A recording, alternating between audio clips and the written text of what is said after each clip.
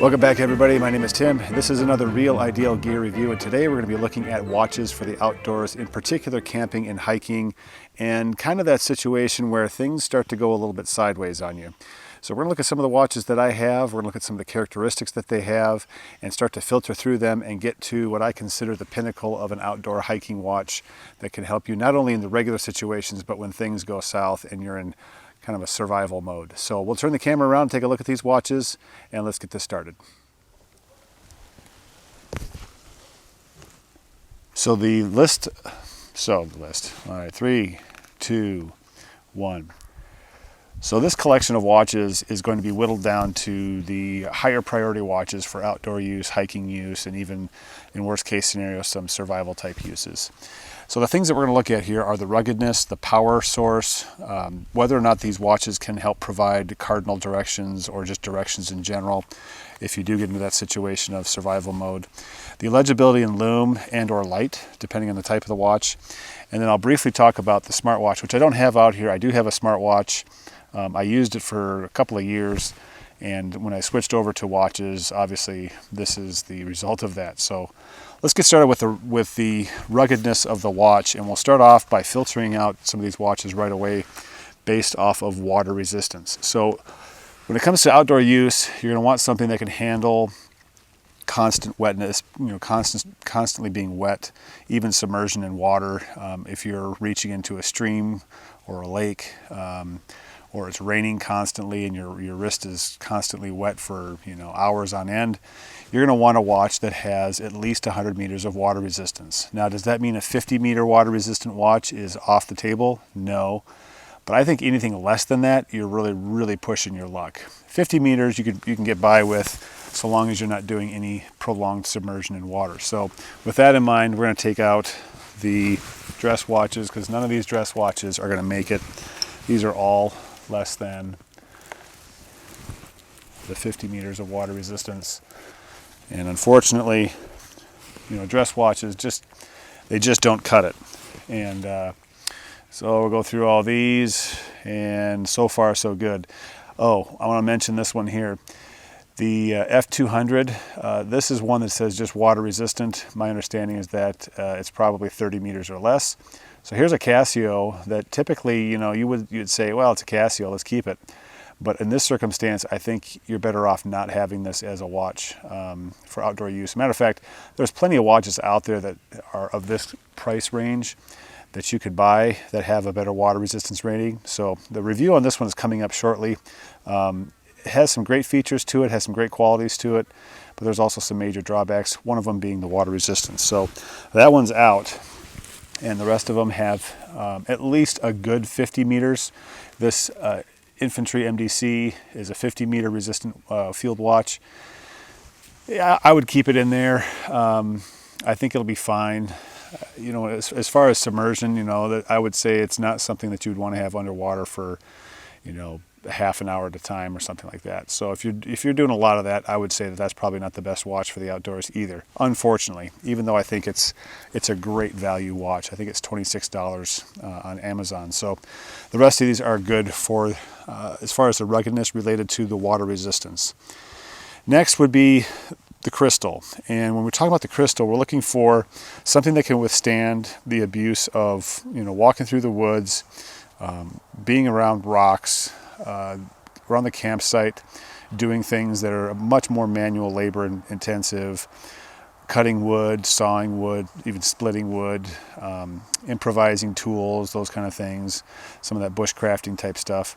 So anything that doesn't have a sapphire crystal is something that you have to seriously consider as to whether or not it's worth it. Now, is it an exclusionary type thing? Probably not, but we're going to take them out anyway.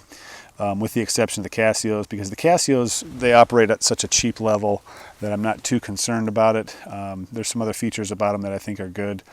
But as far as the ones that have the less than sapphire, it's going to be your Seikos. So the Seiko 5, you know, is not going to be the best when it comes down to it. Even though it is a dive watch, it is something that I just, you know, this is the thing I don't like about Seikos is the crystal. And when it comes down to it, they scratch easier. And, you know, for the money, I'm not a huge proponent of Seikos for that reason.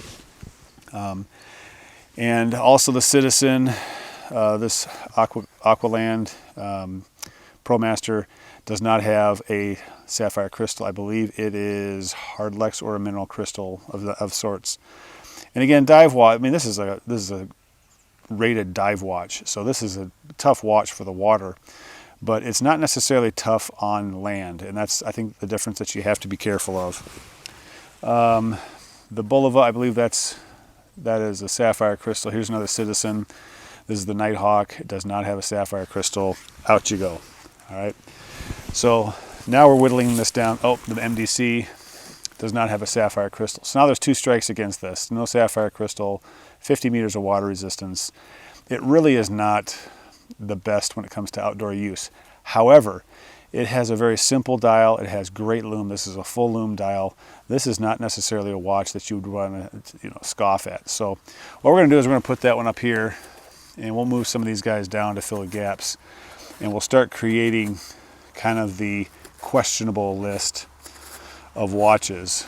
And so this is going to be our questionable row. We're going to put these dive watches back in, just so that you understand what these are. So these top 3, actually it's going to be 5, because here comes both Seikos.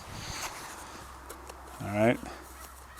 So this is the questionable row as far as whether or not, you know, they're of good use for outdoor camping and that. So strap, you definitely don't want leather. You want something that's nylon or metal. All right. And for that reason, you know, we're going to put all these leather straps up here in the questionable row. Let's see, that one's leather. This one's also leather. Here's another leather one. Okay, so you can start to see where we're ending up here. So all of these are my questionable watches at this point because they don't have the strap that really can withstand a lot of water. All right, we'll put this guy down here. Okay, so we can see there's a separation between there. Screw down case, screw down crowns is another one. You want to make sure that the crown that you have is a screw down crown. So the remaining ones down here, I believe these are all screw down crowns, so I don't think we're going to have an issue with that. That looks all good. That's good. Yeah, so these are all screw down crowns. Notice that we have, this one is not a screw down crown. The Seiko 5 is not, it's push pull, and the MDC is not. So you're going to start to see there's a repeat of qualities around these watches that kind of put them in that category of whether or not you should have them in the outdoors. Power, automatic versus manual versus quartz.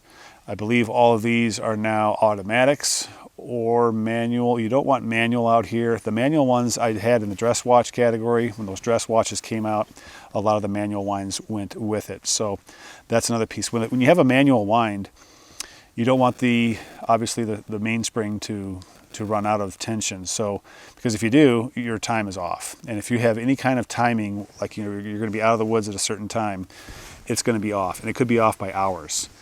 Hopefully you're not off by more than that, because you have the sun to tell you day and night, so that you're not off by more than a few hours, and not like full days or a week or whatever because of the power going out in your watch. That would be a bad excuse. All right. So ideally, I think, if I was to choose, I would say solar-powered quartz would be the best. Fewer moving parts, it can withstand, a lot of abuse. So anything that's solar and quartz, I think, would be a much better option. And with that in mind, let's see, we have Tough Solar down here. And I took the Citizens out. They were both solar. Those were eco drives. So they're up here. So the solar powered watches I think would have an advantage. Does that bring those back down here? Maybe. That's something that you can decide on your own. Now here's the one that I think is really important, and that is whether or not the watch can help you tell directions. And if it can't help you tell the directions under a circumstance where, let's say you're lost, turned around, you forgot a compass, you don't have a compass, that I think is a part where you have to seriously consider not bringing that watch. Bring a watch, and it's a really easy way to tell cardinal directions during the daylight. So you can do that by point the hour hand, it's 2 o'clock at the sun, so you do it on the hour, and you bisect the angle between the 2 and the 12 o'clock, and that's generally south. So if it's 3 o'clock, you point the hour hand, the 3 o'clock hour hand at the sun, bisect the angle between that and 12, and there's your direction for south, okay? So analog watches, the bottom line is analog watches are going to be far superior to your digital watches because you don't have a way of truly seeing where things line up when it comes to telling the cardinal directions. So when it comes to that, all of these digital watches down here have a disadvantage. Even though they tell you the time, they're at a disadvantage. Your analog watches are going to be far better than that. Matter of fact, your analog watches that are quartz solar are far better because you're going to have fewer maintenance issues and fewer power issues, especially if it has a light. If it has a light, it's even better. Quality lume. So when it comes down to lume, I can tell you right now, some of these guys are absolutely horrid when it comes to lume. I'll move these guys over here, the Pagani. Terrible. Okay. These guys are all good. Okay.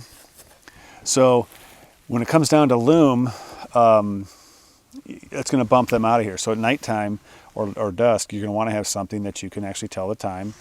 And if you're moving at night, if you're timing how far you're walking by a pace, which you can do that, you need to know what the time is, the rate at which you're moving, which involves time.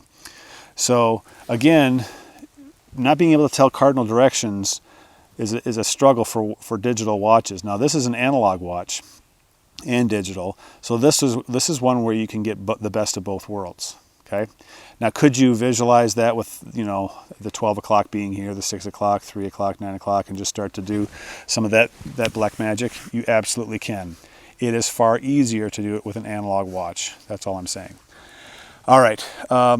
Light, if you have a light with the watch, all these digital watches have a light. That is excellent. This one has lume and light, so you get both. You don't necessarily have to run the battery down to see the time if you have the ability to just, if you have lume that lasts all night because of the sunlight, there you go. All right, so these are some of the watches that I think kind of fit the bill.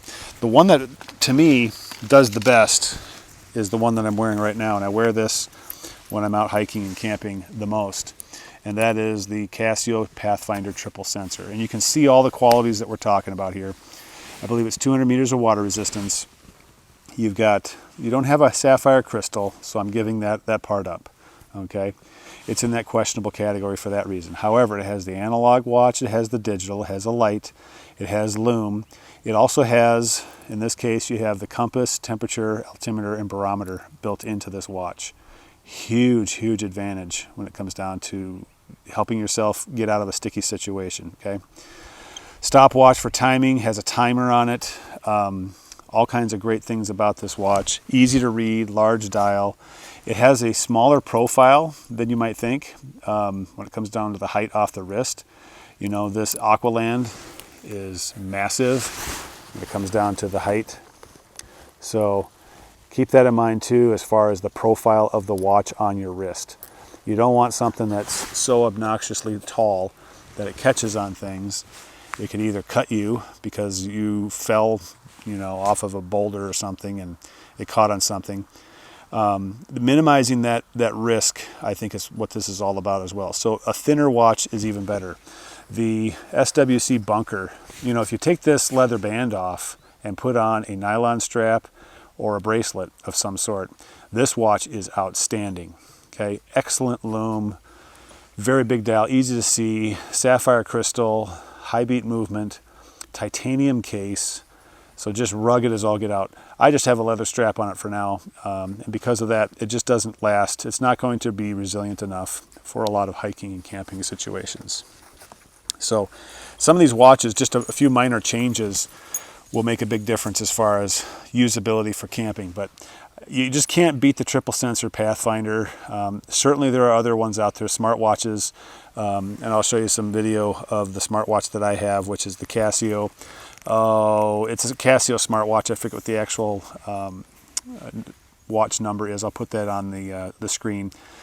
But it's a great watch. The problem with a smartwatch, and I'm going to go through this without showing it right now because I just don't have it in the box with me when I came out here. It's the power. It's the cord. Many of the smartwatches don't generate enough power. If they have a solar cell or they have none, you have to charge them up with a battery. And what good is that when you're out in the woods for days on end, especially if you have the GPS and you want to run it. If you want to run the GPS, it's going to suck the juice out of your battery pretty quick. So just keep that in mind around the smartwatches, that they're great as an urban watch, but I think they are pretty much on the suck factor, pretty high up there, close to 10, because of the power issue. So if there's a way to mitigate the power issue, totally fine. You've got all that technology at your disposal. At the same time, I'm not sure that all that technology is entirely necessary, because you should be, first of all, familiar with and or have a map of the area that you're going to be in and all that good stuff. So, because technology fails, so the more simplified your technology gets, the better off you're going to be. So, for my money, the triple sensor Pathfinder, this is the PRW 6600Y. So PRW 6600Y. Great watch. I love it. I've had it for a couple of years. I've had Pathfinders for over 20 years, and I've never had to change the battery. All of them are solar.